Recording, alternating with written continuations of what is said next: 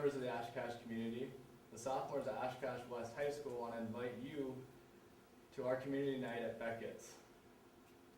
Each year, the sophomores are tasked to come up with an idea we're spreading to positively change their world. At community night, we work to showcase these ideas so that you can see all of the great things our kids are doing to better the Oshkosh community and the larger world as a whole. Please join us Wednesday, May 31st at the Beckett's Atrium from 6 until 8:30 p.m. to check out our students' projects. We look forward to seeing you and hope you can come and support Oshkosh education.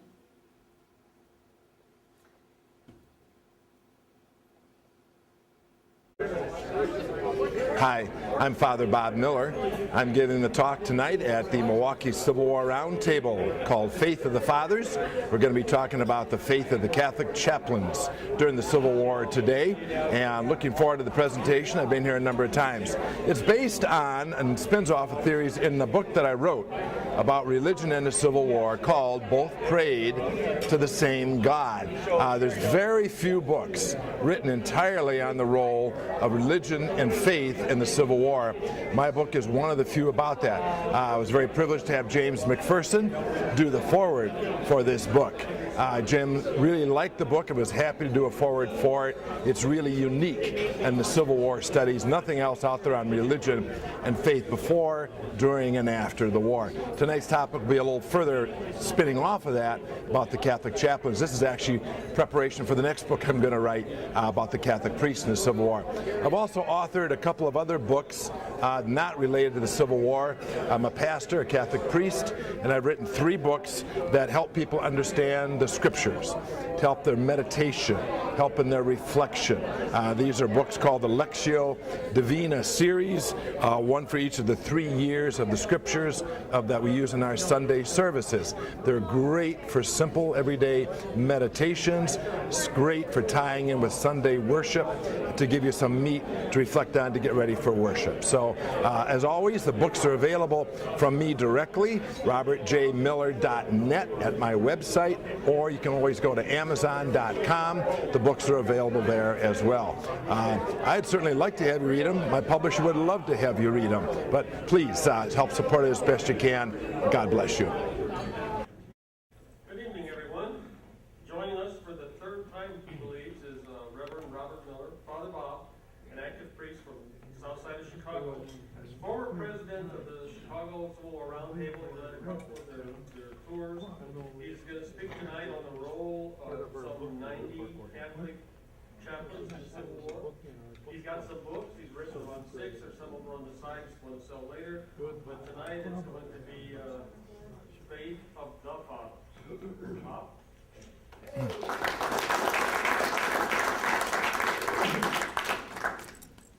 Thank you, Frank. Thank you very much. Good evening, everybody. It's good to be here again. Last time I was here, last time I was not here, I want to thank you. My last time here was a very popular speech. I didn't show up, and many of you didn't either, because it was, January? A year and a half ago, and it was blizzard time. So I'm sure glad you put this one in May to make it happen a little bit. What a fine young presentation that was by that young man, wasn't it? Just a great job. Thank you. Makes you feel that our country's in great hands with young people like that sharing good things tonight. So there's an ad campaign that kind of went viral about 5 years ago about an alcoholic root beer. In Wakanda it was made. You may have heard about it before, Not Your Father's Root Beer. Remember hearing about that? Well, I want to steal a page from those ad people and say that you could probably call my presentation Not Your Father's Priests. This is titled The Faith of the Fathers, but there is nothing boring about these guys. These are not your normal, ordinary, churchy, ethereal priests. There's about 100 or so of them that I've come up with. They were a unique breed of people, literally just as much pioneers as the settlers were and as the pilgrims who came to this country a long time ago. They were adventuresome, they were strong, adaptable, courageous, outspoken people, and literally they brought good news to a foreign land too. They were Catholics coming into a Protestant country. So it was quite an amazing accomplishment. So tonight we're going to talk about faith of the Fathers. I want to thank my friend Steve for being my assistant here, moving it forward. So we're going to kick over to the first slide. Let's get started here with just setting some terms. When you talk about chaplains, let's just get some background here first of all. Where does the term come from? Well, the term chaplain actually comes from the Latin word cappa. It's the legend has it connected to a Saint Martin of Tours. You know your old Catholic history. He was a Roman soldier. Supposedly he met a beggar on the road who needed help, and he cut the cape in half and gave it to him, and that night Jesus appeared to him wearing that half of the cape. So that's the legend, that's where the story started from. Kappa becomes the French word, becomes the English word for chaplain. There were chaplains in England, France, Italy, but we're not going to go into that. That's not the point of it. Through 16th, 17th, 18th century, our history in America starts with the Rev War, 1776 in there. George Washington felt the need for chaplains. He issued an order early on saying, quote, "The blessing and protection of heaven is at all times necessary, but especially in times of public distress. So a chaplain is allowed to each regiment."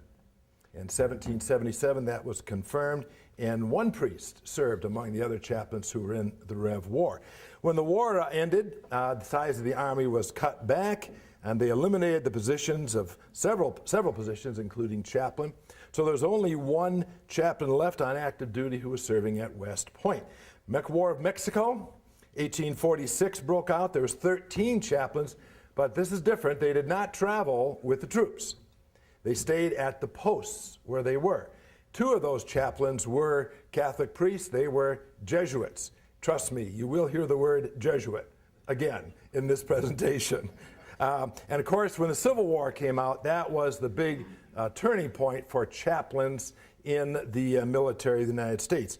When the war broke out, both North and South felt the need for chaplains. The Secretary of War, Leroy Walker from the Confederacy, called for chaplains in April of 1861, next month.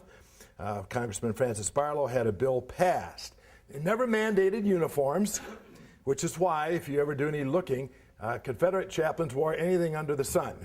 A lot of times they did settle for the chaplains, the captain's uniform, which was the standard rank for chaplains during the war, tended to be the Confederate uniform. They had no duties specified. Salaries were specified originally at $85 a month. And you can tell the government was involved because 2 months later it was cut to $50. And then the Union side, flip over, Steve, to the next one. The Union side, the chaplaincy was established by General Orders 15 and 16, May 4th, 1861. The orders provided for Christian chaplains to be chosen by officers, chosen by the field officers and the company commanders. The pay originally went up and down. Finally, it was settled at $100 a month, 1862. Congress did lay out a basic uniform for the chaplains, and you see it in the top corner with Louis Baudry, who wrote a nice journal, 5th New York Cavalry. You can see it's a standard black frock coat, 9 buttons down the front. There was no cross insignias. You'll occasionally see some at stores. They're not authentic, okay? They didn't come in until after the war was done. But the buttons are authentic, and that was pretty much the uniform. There you see a Confederate chaplain. You can see he's wearing the traditional gray that a lot of chaplains wore in the Confederacy. The wording of the 1861 orders were later changed because the Jewish folk raised a little stink about the chaplains were originally supposed to be Christian. And that was changed to allow, as it says, quote, chaplains from any religious denomination to be appointed. So how many chaplains in all altogether? Roughly 2,400 for the North, which is a misleading number because at any one time, there's never more than 600 in service at one time. In the Confederate, 938 recognized denominational chaplains, but a lot more had commissions.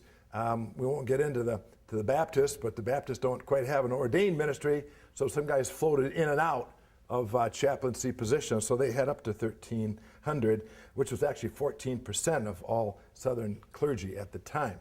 So denominational breakdown, you see it down there, identical patterns really, pretty much mirrors America, Methodists, Presbyterians, Baptists. However, actually Methodists were the largest group in the country at the time, followed by the Baptists, so the statistics don't quite match that. Now, let's just kick over to being a Catholic chaplain. What makes a Catholic chaplain? It's a little more tricky question than you might think. There's 2 books about Catholic chaplains, and I'm going to be writing one. If the Cardinal ever lets me retire from Chicago, I'm going to write a book on the Catholic priest chaplains. The last 2 were back in 1940. So I redid the terms of how you define, because our research is much better now. There's much more information out. So Steve, flip over to the next slide. And here we go, defining, here's the terms that I've come to use to define a Catholic chaplain. Official or unofficial, full-time or part-time. I define official as being recognized by some legitimate authority, either the state or the national service, and at least 3 months service. That makes you official. Unofficial, you might be working in a parish or religious house, and short-time work in a ministry with the troops, but nothing more than that. Of course, there are many other priests who came and went. They were occasional chaplains. Full-time meant, here's how I define it, some formal enrolling or mustering in. Just like soldiers, they have to be formally mustered in and enrolled in. And number 2, full-time, I designate 3 years of sustained military service. That doesn't sound like much, but you got to remember, the situation with priests was very different in the Civil War. Priests were nearly always, in fact, almost to a person, they were older than all the troops by far because of the seminary training. You couldn't even get ordained till you were 25 or 26. If you were a Jesuit, you didn't get ordained till you were 33 because of the years of training that they had. Number 2, priests are not exactly used to manual labor outdoors, are they?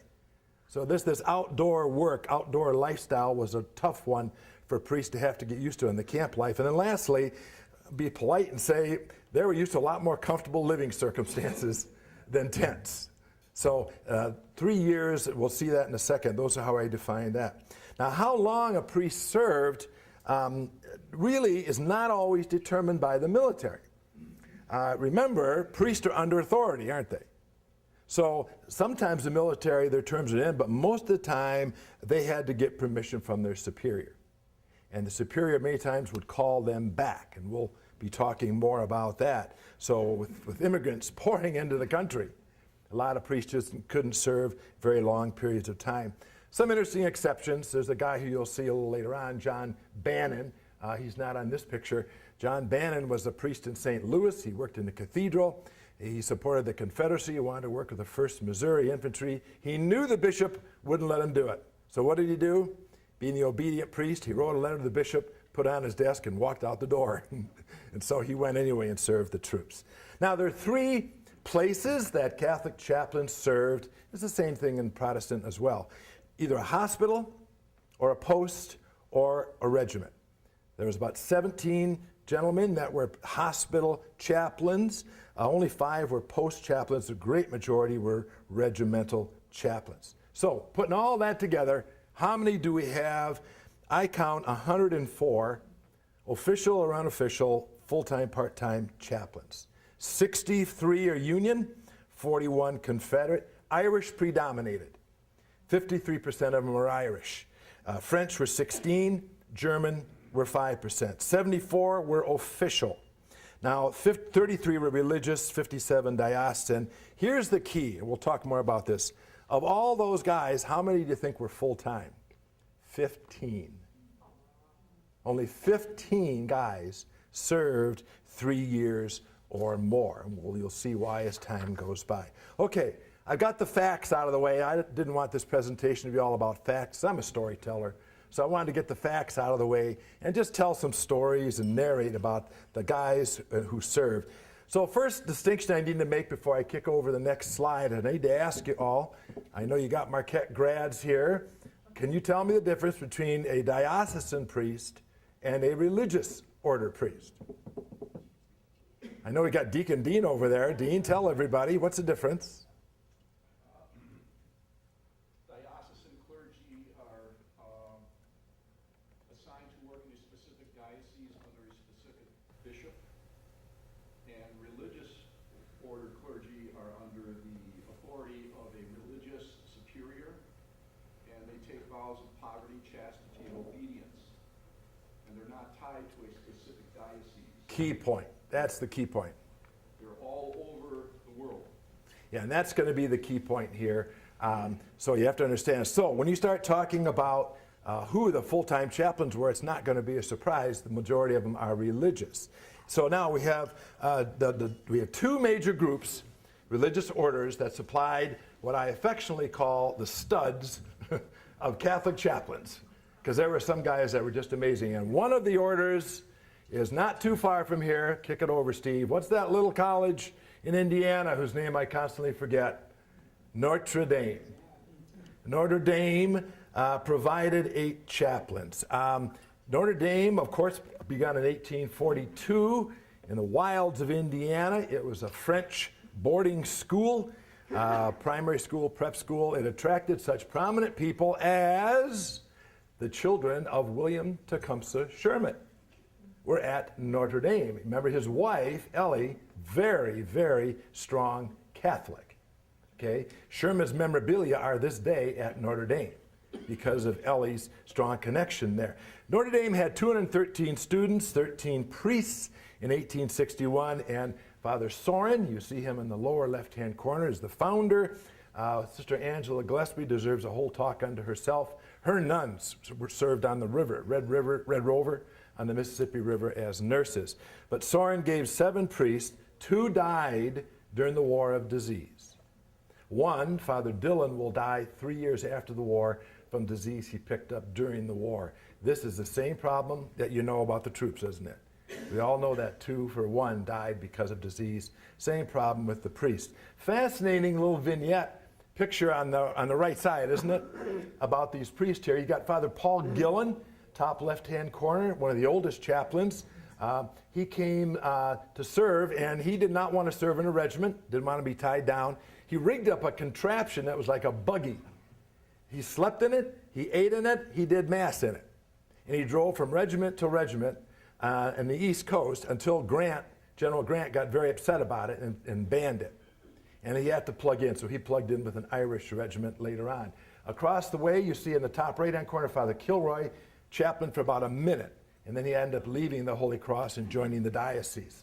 In the lower left-hand corner, an evil sheep has crept in. That is not a Holy Cross, that is a Jesuit. I don't know how he snuck in this picture, but that's Father Ouellette. We'll hear about him in a minute. Bottom is Father Dillon, who actually started the chaplains in Notre Dame. In the far corner, lower, is Father Carrier, who was a 3-month chaplain in Vicksburg, and only went there because Ellie Sherman complained that her brothers, who were Catholics, had no priest. So she went to Soren and said, "You need to send somebody." And he said, "Yes, ma'am." And he sent Father Carrier for 3 months to minister down there. Now, so those are some of the ones, but the stud, if you don't mind my word, of all Catholic chaplains, we have to give him a whole slide. Next one over. This is the man, if you've heard of any chaplains, you've heard of this guy, Corby. Father William Corby, most well-known of all the Catholic chaplains. 88th New York, part of the Irish Brigade, famed for his long service and his Gettysburg General Absolution. You see the 2 pictures on the right. He's very famous for the second day of Gettysburg Absolution. You know the story, you know that? Irish Brigade's about ready to get sent in. The middle of the line, remember Sickles moved his line out and they were getting shot up. And so they sent the Irish Brigade, and they knew they were going to get killed very heavily. So Corby stood on a rock, gave a picture, gave an absolution to all the troops, then they went off and fought in the field. He's very famous for that. Actually, we'll see in a moment, he's not the only one who did a general absolution. It was done pretty frequently. He is one of the rare priests, chaplains, who was born in the United States, born in Detroit. He went to Notre Dame when he was 10, and Soren saw something in this guy. They said, "This guy is going up the ladder." He grabbed him, trained him, worked with him, and he spent 3 years with the 88th New York, wrote a marvelous diary, the second best Catholic diary. I'll mention the first in a minute. Memoirs of a Chaplain's Life, just tremendous. He later on became a president of Notre Dame twice. His memoirs put him on the map, but you know, it doesn't hurt to have someone who really likes you doing PR.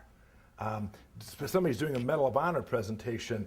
One of the Irish Brigade officers, St. Clair Mulholland, wanted Corby nominated for a Medal of Honor. And he pushed him for a Medal of Honor. But as I understand it, and maybe you know different, only soldiers can receive medals of honor. Corby was not allowed a Medal of Honor, so what did Mulholland do? He went ahead and had built the only statue to a chaplain anywhere on any Civil War battlefield. Guess who's got it? Corby. And it looks exactly like that top picture there on the right side. A clone of it is at Notre Dame. I used to touch the statue every day when I lived at Notre Dame for 6 months writing my Civil War book. He has his hand up in the air. Being Notre Dame, you know they have given that statue a nickname. Does everybody here know what Notre Dame affectionately calls the statue of Father Corby with his hand up? Fair Catch Corby. It's now known as Fair Catch Corby. Amazing, amazing gentleman. So he got a statue. Next slide, the second stud of the CSC. This is Ed Barr's favorite chaplain. If you ever go on a tour with Ed Barr, he'll tell you about Peter Paul Cooney. Great chaplain, amazing man. I love Cooney. He raves about Peter Paul Cooney. He is the longest serving Catholic chaplain in the entire war. October 1861 to July 1865, and consecutively. He tried to leave in 1864 because his health was getting weaker and his order was calling him back. The soldiers were in tears, literally in tears. The officers signed a petition. The general got involved and said it would be a calamity, so he never left. Consecutive service, the only one really to spend that kind of time. He was Irishman, immigrant, was a school teacher before he joined the order, ordained 1859. He volunteered to work with Indiana troops, 35th Indiana. When 35th was formed, the first year was pretty boring. Spent a lot of quiet time down in Kentucky and Tennessee, but all of a sudden they became part of the Army of the Cumberland and stumbled into a little place called Stones River. And after that, it's all history. Stones River, Chickamauga, Lookout Mountain, Kennesaw Mountain, Perryville, Atlantic Campaign. He was at them all. And just a tremendous man. A little cantankerous, they say. He could be a little feisty at times. He liked order and discipline, liked to lecture people, but he was completely courageous and brave. Let me read you an anecdote. At Stones River was his first battle experience. His commander, Colonel Mullen, when he wrote his official report, actually wrote about the chaplain. And very few times was that done in the actual official report. Here's what he wrote. Quote, "To Father Cooney, our chaplain, too much praise cannot be given. Indifferent as to himself, he was deeply solicitous for the temporal and spiritual welfare. On the field, he was cool, indifferent to danger. In the name of the regiment, I thank him for his kindness and his laborious attention to the dead and to the dying." Cooney also had a fascinating custom, by the way. When the soldiers would get paid, they wanted to send their money back home. Well, if you're stuck in the middle of Tennessee at Stones River, how's the money going to get back home? Cooney would collect the money. Now just think about the trust that they had in him. The soldiers would give him their money. He would ride back to Indiana with the money and give it to their parents or put it in the post office. They tell a story that one time the money amounted to $24,000 he was carrying in his saddlebags. And he says in his letter, says, "I never carried a revolver except that day," on his way back. Marvelous picture, isn't that? Original picture of Atlanta campaign. Look at the small vignettes. There's Cooney at Stones River, and a marvelous picture of him getting ready to say Mass. And there's Cooney in the middle, looking like his cantankerous little self over there. Ed Barr's favorite chaplain. So those are the men of Notre Dame. They are the original fighting Irish. And the Irish did love to fight, as we'll talk about. When I worked at Notre Dame doing my book, I went out to the cemetery. Of the 5 guys who fought, 4 of them are buried behind Notre Dame today. So you can still go there and see their graves today. Now let's turn to the most influential religious order of priest in the entire war, in the country, in the world. Who do you think they are? Let me give you a hint. The Pope is one. Jesuits. You knew I was going to talk about the Jesuits in here someplace. Loud and proud, baby. God's stormtroops. I have a whole talk I do on the Jesuits. Just amazing group. Many of you know that already. The largest contingent of Catholic chaplains, 16 in all. Only 10 were official. Truly amazing history. We don't have time to go into it. Founded by Ignatius Loyola in reaction to the Reformation. They were founded clearly to be devoted to the Pope in the post-Reformation days. Number 2, educated men. And to this very day, I don't have to tell you about that, right? You got that little place next to this place called Marquette. That's full. Jesuits are all over the place with education. And lastly, they're missionaries. They go anywhere. Folks, I want to tell you how funny this is. This is a sidebar. I just came back from a 2-week cruise through the Panama Canal. We wound up at Cabo San Lucas. We didn't stay in Cabo. We took a bus to a little village, San Jose. Nothing there except a church. Walk into the church. Guess who founded the church? Jesuits. That's typical of how powerful they were. A very educated group, caused a lot of controversy. Don't have time to go into it. Look at Lincoln's quote about the Jesuits. Look at John Adams' quote about them. They were actually banned in Europe for a while because their politics were so rough at the time. Amazing guys. Look at the trivia. I don't have time to go through it all. One of the most amazing pieces of trivia, a Jesuit was at every single major Civil War battle. Just incredible. It took me about 5 years to come to that realization, but just incredible deals. A few of these guys, Michael Nash, 6th New York, worked with the Zouaves in Florida, one of the roughest groups in the Army. Billy Wilson, Zouave from New York City. Louis Hippolyte Gachet was a Frenchman with Lee's Army of Northern Virginia. He was the longest serving Confederate chaplain. He wrote a lot of letters. He was very outspoken.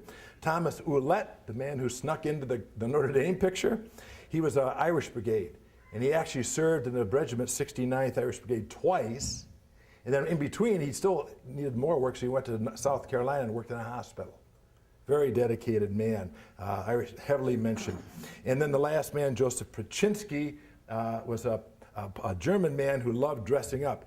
Captain wasn't enough for him. He used to go around calling himself Major. And his Jesuit confreres had a lot of fun with that. They had a lot of fun poking fun. Now let's talk, next slide, about the stud of the Jesuits, one of my favorite guys, Joseph O. Hagan. An amazing gentleman, a native Irishman, ordained 1861. I've spoken here before. I probably told this story before, but it's funny. I'll tell it again. When O'Hagan was elected, remember, it was elected by the officers. Here's how he describes his election to the 73rd New York, which was called the Excelsior Brigade. Quote, over 400 voted for a Catholic priest, 150 voted for any kind of Protestant, 11 voted for a Mormon elder, 335 said they could find their way to hell without the assistance of clergy. So, one of the great stories. 73rd New York was an amazing group of men. I won't read the whole description because my presentation is a little long. But here's what O'Hagan said at one point, quote, such a collection of men was never united before since Noah's flood. Most of them were the scum of New York society, reeking with vice and spreading moral malaria around them. He grew to be very fond of them, though. His first impressions were not very positive. Funny anecdotes. He got captured. Priests got captured, too. And he got captured at Malvern Hill with 2 other priests. And it makes sense. They were ministering to the troops during the advance, and they got captured. Instead of being held in prison camps, they were sent to the Bishop of Richmond's house, Bishop McGill. Can you imagine having 3 northern chaplains in the house of a southern bishop? And there's some cute stories about some interesting quote-unquote discussions they had at night, so they're kind of held there for 3 weeks before they were gone. He became friends with that gentleman in the lower middle there, Joseph Twitchell, who was a Congregationalist minister. They ministered in the same brigade. And they became very good friends, maybe because after the Battle of Fredericksburg, a very interesting incident happened. If you remember Fredericksburg, it was the wintertime. When the battle was done, it was freezing. You all know the story. The troops were laying on the battlefield. It was freezing. O'Hagan and Twitchell had been ministering to the troops. They finally went underneath the tree to fall asleep, and it was freezing. So they said, we're freezing to death out here. We got to do something. Let's put our blankets together. So they spooned underneath the blankets together, and finally one of them was laughing. The other one said, what are you laughing about? He says, about this horrible state of things? He says, no, I'm just laughing about the 2 of us. A Catholic priest and a Congregationalist Calvinist minister spooning under a blanket together. I wonder what God would think. And the other guy said, I think he would like it. They became very, very good friends long after the war as well.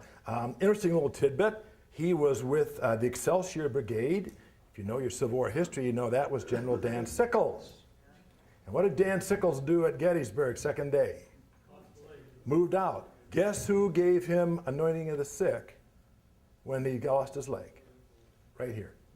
O'Hagan is the one who went up and gave anointing to General Dan Sickles as he puffed on his cigar and headed out the door. He also did a general absolution of the troops, and he became a future president of Holy Cross College.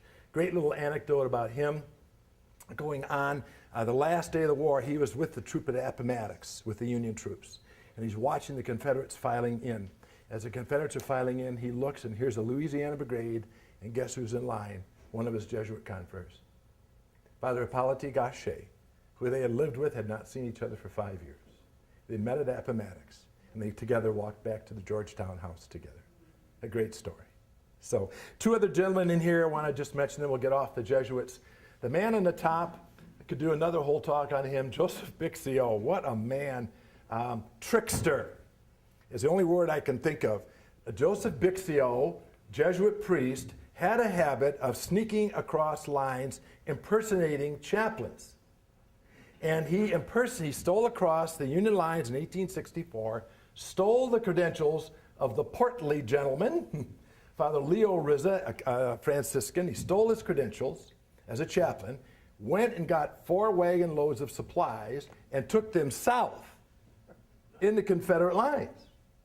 Well, when the Union generals found out about this, they were not happy campers, and they would look out, and Phil Sheridan, who was in charge, would find the first Confederate priest he could find, and I'll let you know who that is in 1 second. Bixio got off scot-free. Fascinating story. The man down below, Bernardine Widget, was a man from Switzerland. He left Europe when the Jesuits were banned, and he was a very close friend of the Surratt family. He gave First Communion to Mary Surratt's daughter. Her husband was a drunk, and they had no money. So she went to Widget and said, "Can you help my kids get into a school?" So he personally got John Surratt and Isaac Surratt into a Catholic school in 1854. When she was put on trial, he was a character witness for her. When she was condemned, he heard her last confession. And he was one of the last persons that walked to the gallows with her. By the way, this is an extremely rare picture of Mary Surratt. We have very few pictures of her. This is only 2, and this is one picture of Mary Surratt. The only other one is the one that she's hanging from the gallows. So have you had enough Jesuits for a while? Okay, let's flip over to the next one. There's a few other notable chaplains I don't have time to talk about, but let me just mention a few. I mentioned that somebody got in trouble for Bixio. It's the guy in the lower left-hand corner, my buddy, Father James Sheeran. I actually portray him and reenact him in Civil War reenactments. Sheeran was a tough cookie in himself, but he spent 5 months in jail paying the price because they thought he was the one who did it. And Phil Sheridan was supposed to be a Catholic, so it did not go well. Sheeran actually was a fascinating story. He was a married man. Wife died. His son died, and he became a priest. Wound up in New Orleans, wound up serving in the 14th Louisiana with Robert E. Lee. And he became personal friends with Robert E. Lee, Stonewall Jackson. This is an amazing, amazing character. Right above him, you see Father Hippolyte Gachet. He's the one O'Hagan met when he walked in on Appomattox. Lower right-hand corner, there's our buddy Ouellette again, the one who keeps slipping into the Notre Dame picture. And right above is a sketch from Corby's memoirs about Ouellette and Corby on a horse. Horses just got panicked by an artillery shell flying away. Down in the middle, you do have 2 diocesan priests. You have John Bannon. Remember I told you the guy in St. Louis who left a letter on the desk for the bishop and walked out? That's him. He became a chaplain of the Missouri troops all the way up till Vicksburg. When the Confederates surrendered at Vicksburg, he found his way to Richmond. Richmond said, "We're going to send you as an envoy to the Vatican to try to convince the Vatican to support the Confederate cause." He did. Of course, you know nothing came out of it. He wound up going to England, and you want to take one guess which religious order he wound up joining? Jesuits. He wound up a Jesuit at the end of his life. And Father Brady, 15th Michigan, served a long time, a great man, never got sick during the war, but he died of exposure on the way home from the war, sadly speaking. Great picture. I love that one in the middle. That's a real-life picture from the Civil War of a priest, Father Scully, saying Mass for the 9th Massachusetts, getting ready to either say Mass or finishing Mass. It's a great picture. You'll often see that one on the internet in different places. Okay? Now let's shift gears a little bit. We've talked about well-educated priests, individuals. Let's go to some places where there are chaplains. Let's go to rare places. Let's go south and go west, where there weren't many Catholics and there certainly were not many priests. Biggest city in the Confederacy. Who knows what it is? Biggest city in the Confederacy? By far, New Orleans. Okay, 168,000. Second biggest, Charleston, 40,000. Richmond was after that with 37. New Orleans, full of Catholics. This very day, it's got that French culture.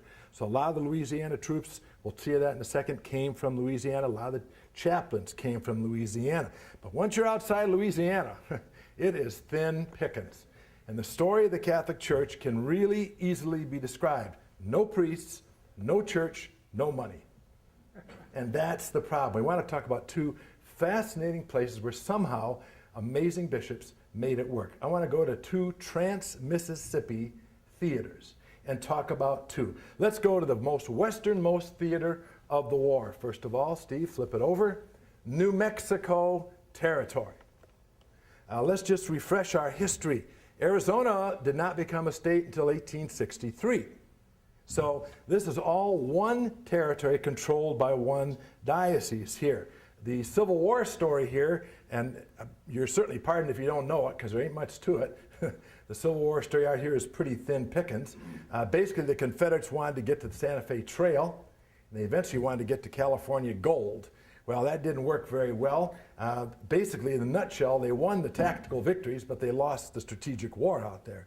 They won two small battles, Val Verde, 1862, and Glorieta, but then they abandoned New Mexico in 1862, and we'll talk about that in a second. Now, who's the bishop out here? This is the Santa Fe Diocese, an old historic diocese led by a legendary priest. You see him there, Jean Lemay, Jean-Baptiste Lemay, a Frenchman, first bishop of Santa Fe, came in 1851. He is the subject, by the way, of a fascinating award-winning book by a woman named Willa Cather in 1927 called Death Comes to the Archbishop. It's a very thinly disguised biography of LeMay's life. Fascinating gentleman, don't have time to talk about it. But what a job this guy had. Let me give you some numbers. Look at the diocese. That's all of New Mexico, all of Arizona, and part of Nevada there. You got 24 churches, 25 stations, 68 chapels, 75,000 Mexican Catholics, 85,000 Indians, and 29 priests for that whole territory. But yet 3 of them are chaplains to the Union Army. No small accomplishment. Let me tell you about them real quickly. One is a Spaniard, Damasio Taladrid, served with the 1st New Mexico Cavalry and Troops. He's a native of Madrid. Before he left Spain, he was in the seminary, but he got the itch to fight. So he left the seminary to fight in the Spanish army. Well, that worked real good until he got injured and captured. And suddenly he had a change of mind. And he went back to the seminary, became a priest, and he studied there, came back to New Mexico in 1854. He met the 2 men who were putting together the New Mexico troops in 1861. One of them is a name you might have heard before, Christopher Carson, better known as Kit Carson, was putting the New Mexico troops together. And he and Taladrid hit it off. He said, this is the kind of guy we need because the troops were basically Mexican troops and they were illiterate. And they were wild breeds. And Taladrid was a Spanish priest who could keep them in line. He loved them and he did a good job. He did a real good job until Kit Carson got transferred. The next guy came in, didn't care for this guy so much. And so he ran into trouble for drinking and playing a Mexican card game called Monte. And so they brought him up on charges for these 2 things, but he was so popular that they couldn't let him go. Well, later on, the Army tried to get him to sign a temperance pledge. Now just stop and think. You're trying to get a Catholic priest to sign a temperance pledge. Trust me, that ain't gonna go easy. I love his response. He said, I'm not gonna do it because I might play Monty occasionally, but I've never been drunk, and I'm as patriotic as anybody. I don't know about you, but that's my kind of priest. I love that guy. He eventually left 2 years later because of ill health. The other gentleman, Joseph Fialon, barely mentioned. He was an informal chaplain, a post chaplain at a base that was only there about 3 or 4 years. But the next man I have to spend some time telling you about, the most amazing priest I've known. Flip the slide, Steve. Alexander Grezlakowski, a.k.a. Padre Polacco. Now, the fascinating thing about Padre Polacco, he was definitely a chaplain. I don't know if he was a priest. That's the fascinating thing. He definitely was not after the war. Came from Poland, brilliant man. He immigrated in 1847. Bishop LeMay recruited him to bring him over. He served in Ohio for a while, served in New Mexico in 1862. He joined New Mexico Volunteers. He spoke 5 or 6 languages, very educated, urbane man. He comes into the picture at the Battle of Glorieta Pass, which was March 1862.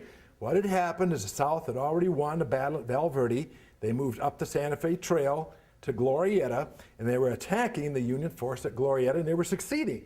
But in that battle, a small Union raiding force broke away and got behind the Confederate Army and destroyed their entire supply train.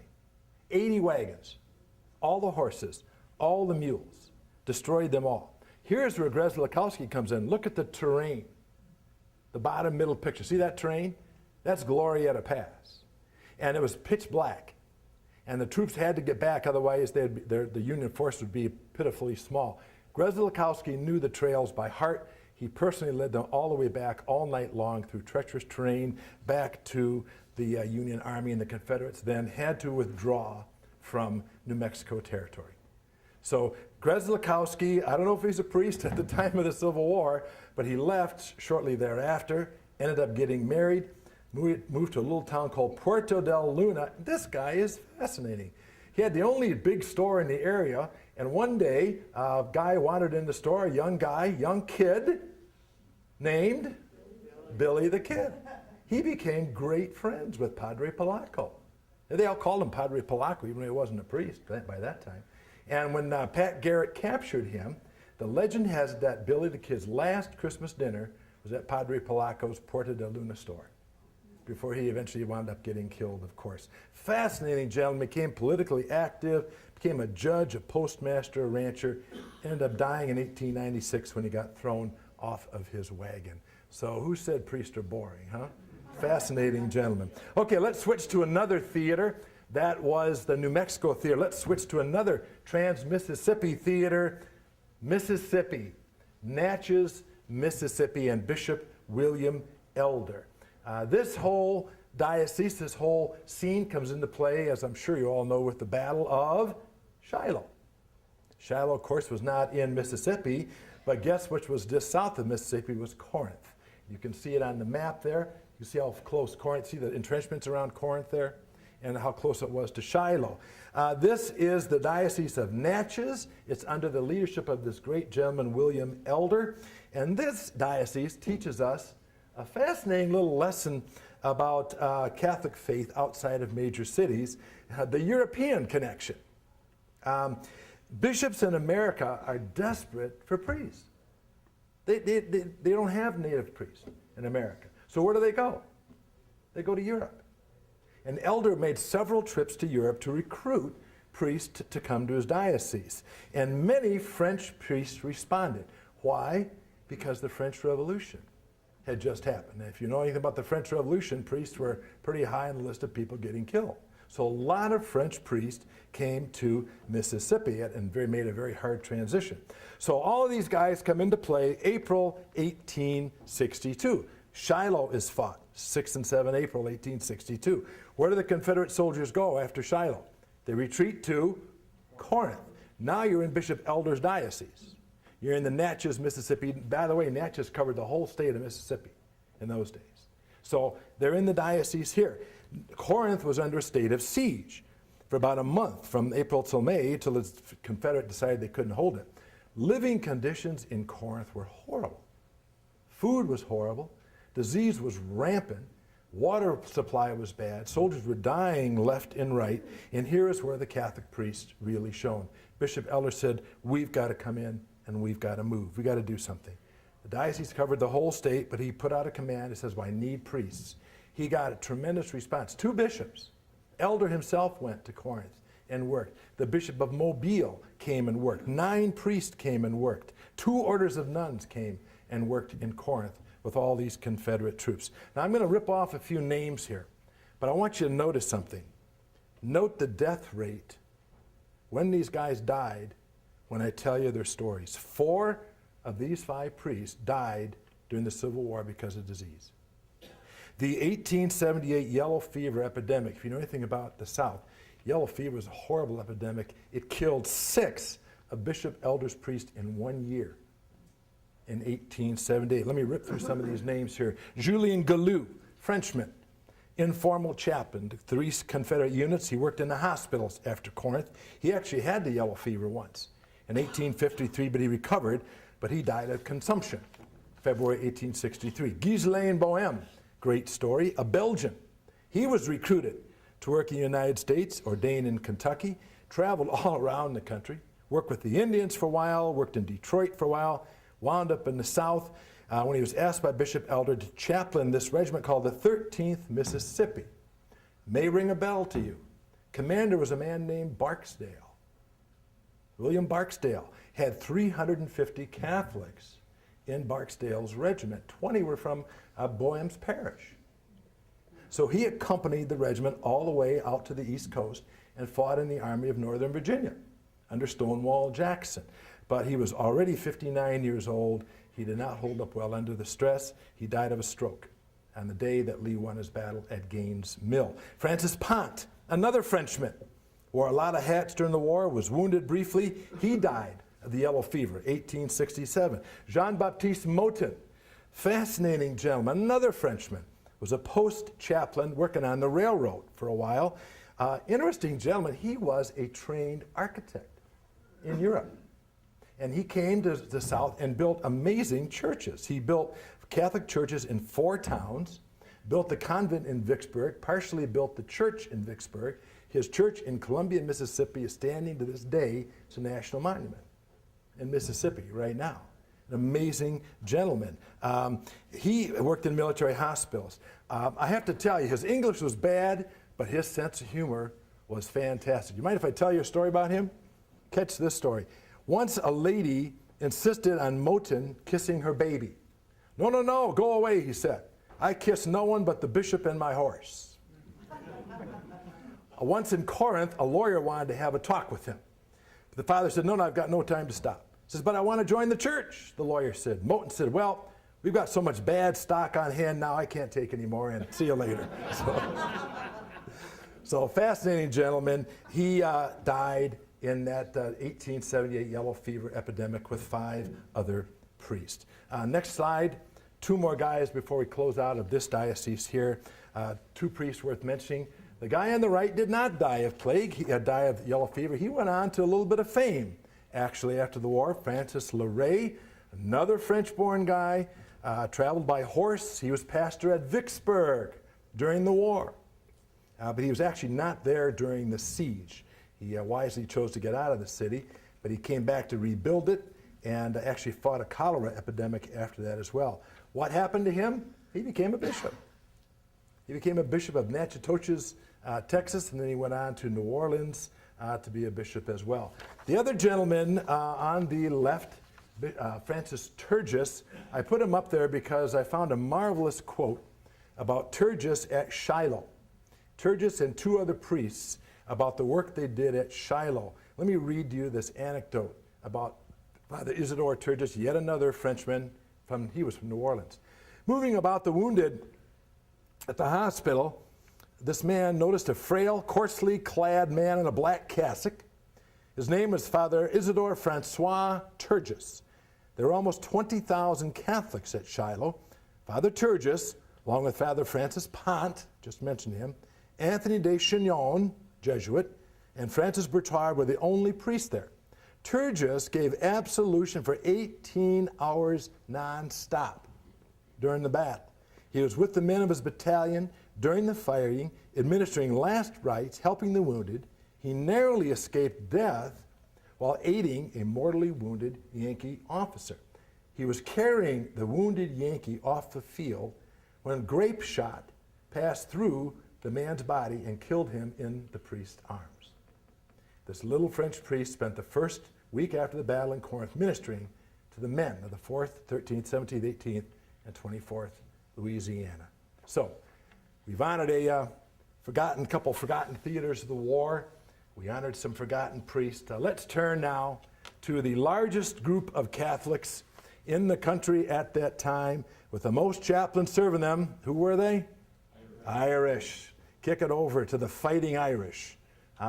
No other ethnic group is so closely identified with the Civil War and Catholics than Irish, are they? Greatest number of immigrants coming in the country at the Civil War? Irish. Tremendous political unity. They were nearly all Democrats. And tremendous Catholic unity, because nearly everyone was Catholic. Ireland at the time was 85% Catholic, so you could pretty much guarantee that most of the Irish were Catholics. They faced intense prejudice, intense hatred. You've seen the poster down in the lower right-hand corner before, haven't you? No Irish need apply. So a lot of prejudice against Irish, number of political cartoons about the Pope taking over the church. Irish immigrants, about 150,000 joined the Union Army. About 20,000 joined the Confederate Army. The estimate, best guess, about 200,000 immigrants. That's not talking native-born Irish. That's just pure immigrants joined the Confederacy and the Union armies all together. Powerful, powerful influence. And Thomas Marr and some of the bishops were strongly active. Next slide there, Steve. The Irish have some of the most distinctive regiments and companies, colors, flags anywhere in the Army. In the north, the two big cities that had the Irish were Boston and New York. New York actually supplied about 1/3 of all the Northern Irish soldiers and the bulk of the official Irish regiments. Two most famous Irishmen in America. You know who they were? Michael Corcoran, Thomas Francis Marr. Why are they important? Well, Marr formed the Irish Brigade. That famous brigade that came out of New York City, all Irishmen, 69th New York, 63rd, 88th New York, 28th Massachusetts, 160th Pennsylvania. Marr was very successful because Bishop John Hughes was really a big supporter. They got from the pulpit. And they said, you guys need to get out and sign up for the Irish Brigade. Thomas Corcoran, and of course, they came up with a unique flag. You've all seen the Irish Brigade flag, haven't you? It's an amazingly colorful flag, emerald green flag, golden harp in the center, celebrating the Irish heritage. The phrase, you can't see it on here, is a Gaelic phrase meaning clear the way. Clear the way, and you see that flag in a lot of different stories. Corcoran had been previously with the 69th Militia, New York Militia, got captured at Bull Run, but when he came back, he was on fire. He said, I'm going to form my own regiment. He forms 4 additional Irish regiments called the Corcoran Legion. So that was the north. The south had about 20,000 Irish immigrants, as I said, but only one was really designated an Irish brigade, and that was the 10th Tennessee, raised from pretty heavily Irish Nashville, in the counties around Nashville. I'm not going to go through the regiments, but you can see the list, the breakdown. The Union, of course, was the Irish Brigade, had 8 chaplains in its time. Corcoran's Legion was there. You can see a number of other ones from the Union. From the South, by the way, Chicago had 2 Irish regiments, the 23rd Illinois and the 90th Irish Legion. Both of them had chaplains as well. Confederates had Irish soldiers, but they weren't formed in large groups. They were more in companies, because the Confederates didn't see a value of putting all the Irishmen in one place. They split them up in different companies. So you see a lot of different companies here. In Tennessee had a couple units. Louisiana had the most. Louisiana had the most Catholics, so it had the most regiments. And because of that, it had the most chaplains. 26 official Confederate chaplains. 13 were Irish serving the Irish brigades. That's how many impacted the Irish. I'm not going to go through the whole list because it's long. I thought it's kind of interesting for you to see it. But I would point this one out. An interesting statistic. Have you ever heard the stories about the Irish facing the Irish in the Civil War? there's at least 3 instances that I ran across where the Irish faced the Irish. And the most famous one is in that movie that I don't particularly care for. I don't know what you think of it, Gods and Generals. I love Gettysburg. I'm not a big fan of Gods and Generals. Great scene in there where the 24th Georgia, which is Cobb's brigade, faced the Irish brigade right at Fredericksburg. Another one was, this one you ought to remember, 15th Alabama was at a little place called Gettysburg. They decided to go flank the movement and come up on a little hill called Little Round Top, where they ran into a group called 20th Maine. Irish versus Irish. Ran, fought into that one too. And then lastly, 8th Alabama was also at Frazier's Farm. So the Irish heavily influenced in the war. Let's flip gears now. I've covered some larger ones. Let's talk about some of the characters. There were some great characters. Flip the slide here, Steve. Some great characters. Don't have time to go into them all. Mettinger, Gustav Mettinger, God, he wanted to be a chaplain. Oh, he loved it, wanted to be a chaplain. Only one problem, he couldn't speak English. So they assigned him to a regiment. His English was so bad he didn't last more than 3 or 4 months. All he could do was say Mass in Latin. After that was Paul Gillen. I mentioned Gillen already because Gillen drove that crazy horse buggy around until Grant got tired of him and said, get rid of it and go back. He ended up working for Corcoran. And then I already mentioned Joseph Bixio, fascinating guy. But Jeremiah Tracy, I've got to talk about Tracy, fascinating gentleman, Irishman, the only chaplain to be an official chaplain for both sides. I'll tell you how he did it. He was an official chaplain in the Confederates and in the Union. Fascinating gentleman. Actually born in Ireland, studied in Chicago, worked in Dubuque, Iowa, then in Iowa and Nebraska with the Indians. He got sick. He moved to Mobile, Alabama, to Huntsville. And when he got to Huntsville, they were organizing the troops. So he volunteered to serve as a chaplain for the troops coming out of Huntsville, Alabama, especially as they were getting the hospital together. They were putting together 2 forts at Mobile Bay. He volunteered to be chaplain at Mobile Bay. Well, while he was getting supplies for the hospital and getting the forts together, which his bishop supported, he was traveling and he got captured by the Union, by General Buell. So they let him stay with them for a while, but they wouldn't let him go. They said, I'll tell you what, you can work with our captured Confederate prisoners, which he did for a while, then he began working for Union. Eventually they let him go, and he started trying to go back to Huntsville, except they don't want him back in Huntsville because he'd been working in the Union Army. So he started traveling again, and he got captured again by the Union Army, except this time the Union Army had a new commander, and he happened to be the most pronounced Catholic commander in the entire Union Army, William Rosecrans. Rosecrans said, hey, I found me a Catholic priest. And he didn't want to let him go. So he held on to him and he said, I'm not letting you go, because he was about ready to attack Iuka.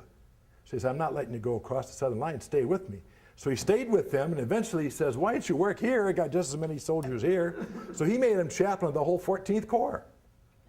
And he became chaplain of that and the 4th U.S. Cavalry. Again, could tell many stories on Tracy, just an amazing guy. He too gave a general absolution. Another reason I like Tracy, he carried 2 canteens with him wherever he went. Water was in one, and the other one was not. Whiskey. Carried whiskey, and he carried water in 2 canteens wherever he went. Tough old guy. Great story. Can I tell you one story here? We're getting a little long, but I want to tell this story here about Tracy. A Union deserter. They captured him. He was fighting for the Confederacy. They sentenced him to death. He said, I don't want to talk to anybody. Just leave me alone. He said, if I was going to talk to anybody, I'd talk to that crazy old man Tracy. He's the damnedest sensible one of all of them. So they sent for Tracy. After first denying he wanted to see him, the guy spent the whole night in Tracy's tent. And he's crying and weeping so loudly that the guard has to go in and check on him. After basic instructions, Tracy baptizes him. The next morning, as he goes to his execution, he's apologizing to everybody all around him. The guy going with him is swearing up a storm. But he's apologizing to everybody. As he knelt down, he says, please pray for me. He says, just then I'm going to go meet a just God who I've often outraged. And after don't come in.